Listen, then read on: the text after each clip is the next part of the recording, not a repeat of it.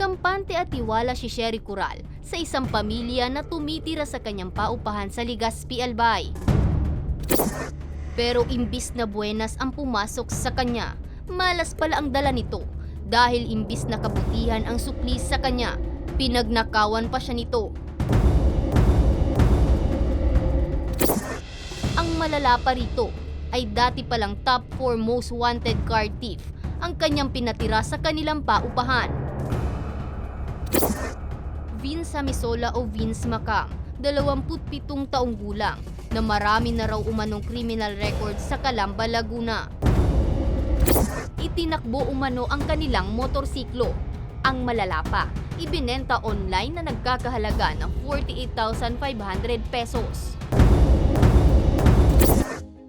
Dahil sa insidente, lumapit sa ating programa si Sherry at ang kanyang pamangkin na si Jeffrey Fernandez, ang totoong may-ari ng motorsiklo. Tumira po sila dito sa amin, sa paupahan namin na bahay, nung last week po, nung Sunday. Kala po namin is okay naman kasi nag-ano nga po siya, may binigay na ID. Ngayon po, nagbigay po sila ng hapon na mga 1 p.m. ng 1 month advance, 1 month deposit. Tapos po, nung 5 p.m. na hapon, lumipat po sila. Kasama po yung isa niyang anak at saka yung ka-live-in partner niya. Wala umanong pagdududa si Sherry kay Vince dahil sa ipinakita nitong kabutihan sa kanila. Tapos ngayon po, nung hapon, nagpaalam po sa mama ko na kung pwedeng humiram ng motor kasi bibili lang ng ulam. Ngayon po, syempre pumayag kami kasi naiwan niya naman yung anak niya at saka yung live-in partner niya dito sa bahay. Pero ang kabaitan pala nito ay isang patibong upang makuha ang kanilang loob at pagkatiwalaan siyang tuluyan.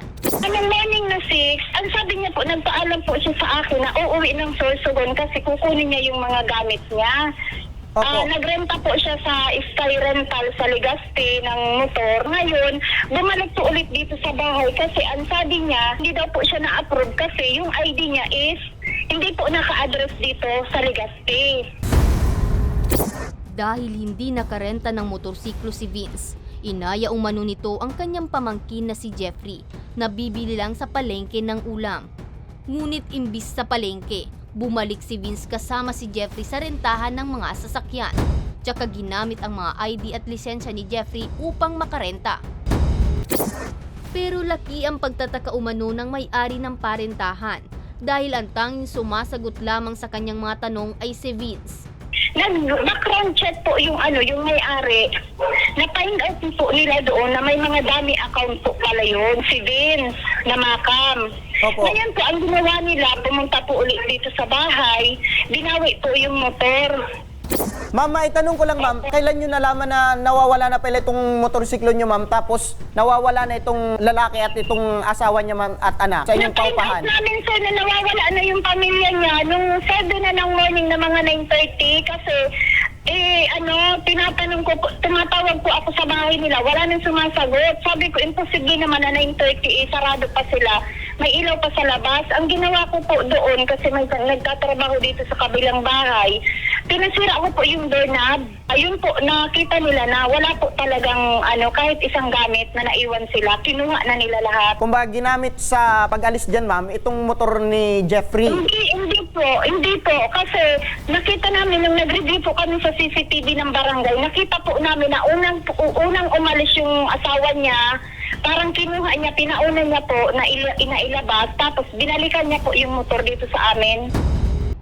Minarapat din ng programa na kausapin ng punong barangay ng Buonot upang alamin kung nakarating na ito sa kanilang barangay. Ito bang si Vince Hamisola na tinuturong suspect sa pagtangay dito sa motorsiklo ay rehistrado po sa inyong barangay? Hindi pa po kasi baguhan pa lang po siya diyan na bali natanong ko na rin yung po yan na complainant dito sa barangay na bali 3 days pa lang daw po yan eh.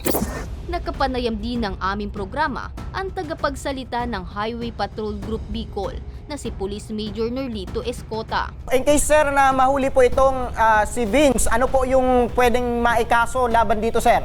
May papasunda po natin sa carnapping. Yan ang tinatawag natin na technical carnapping. At the same time po, baka yung binigay sa inyong lisensya is peke. Pagpapalit po ng pangalan, yan yung tersyano ng korte, doon pa lang po ay makakakuha na natin siya, except sa kaso ng carnapping. Magkakaroon na po siya ng 2 kaso. Pagpapalit po ng pangalan na walang pag-utos galing sa korte. Matapos na may ere sa programa, ay agad nagtungo ang aming team kasama si Sherry Coral sa Legazpi City Police Station at sa Regional Trial Court upang formal na makapagsampa ng kaso laban kay Vince Hamisola o Vince Macang. Sana maano namin na yung justice na para sa amin. Halimbawa man na hindi namin makuha yung motor, at least mahuli siya. At sa ilang araw na walang pagpaparamdam ni Vince, isang tawag ang natanggap ni Sherry mula sa kanya. Pero imbis na magpakita at humingi ng patawad, pera ang hinihingi nito sa kanila at ang motorsiklo nasa Sorsogon na umano. At nakakuha rin siya ng mga mensahe mula sa iba't ibang tao na nabiktima ni Vince at sinasabing nasa Baklaran si Vince at naibenta na umano ang kanilang motorsiklo. Nakatanggap din umano siya ng pangbabanta mula sa ina ni Vince na labis nilang ikinabahala. Ganun pa man, paalala mula sa otoridad na huwag basta ipagkatiwala ang mga kagamitan, lalo na sa hindi lubusang kakilala. Thank you sa tulong nyo kasi lahat naman ng effort binigay nyo para matulungan ako. So, thank you.